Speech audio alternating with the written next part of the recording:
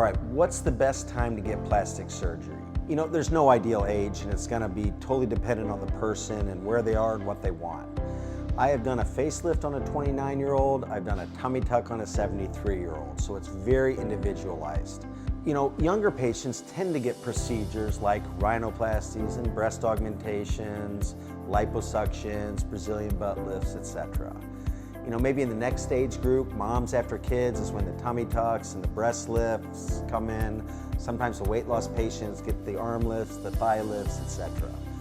And then maybe in the 40s, 50s, that sort of period, you know, we start looking a lot into facial rejuvenation. So the deep plane facelifts, the eyelids, the brow lifts, etc. So it's really all over the board, and we're using a team of doctors all the time. So we very often have younger patients, older patients getting combinations of face, breast, and body. So it's very individualized. When's the best time for plastic surgery? Well, when you have a problem that's bothering you, when there's a good procedure to fix it, and when it's a good time for you in terms of investment, meaning the time, the expense, the recovery, etc. And when that comes together, a procedure can be a good fit and can make a major change to your life.